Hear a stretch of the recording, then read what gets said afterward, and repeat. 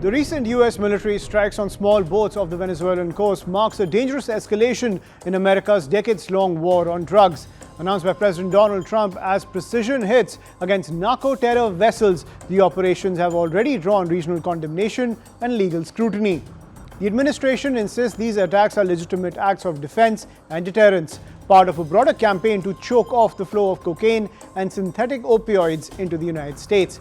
However, beneath the rhetoric, strikes expose the contradictions of America's drug policy and threaten to unravel decades of hard-won cooperation with Latin America.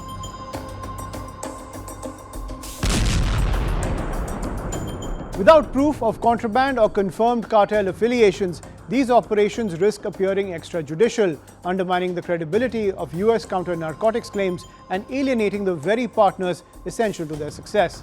While the Pentagon insists that the strikes occurred in international waters, several regional governments argue they violate maritime law and existing counter-narcotics agreements, which emphasize seizure and prosecution over destruction.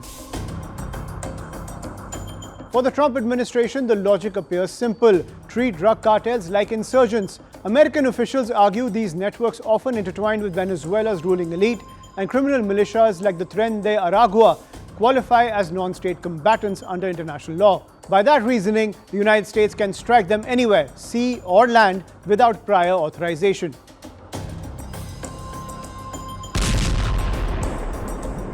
The strikes blur the line between law enforcement and warfare.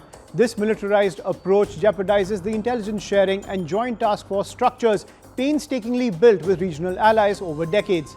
Every missile fired in the Caribbean sends a message, not of partnership, but of coercion.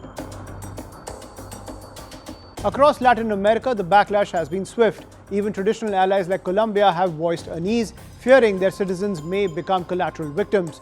Venezuela, predictably, has turned the strikes into a propaganda bonanza, casting Trump's actions as imperial aggression and rallying domestic support against an external threat.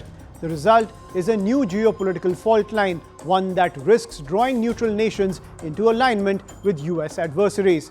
Washington finds itself isolated in a region it once claimed to lead. In the pursuit of deterrence, Washington risks turning its counter-narcotics mission into a geopolitical confrontation it cannot control. Striking boats in the Caribbean may make for strong headlines, but it erodes the quiet trust that genuine cooperation demands. The United States may find that in trying to police the seas, it has only deepened the storms that threaten to engulf its own shores.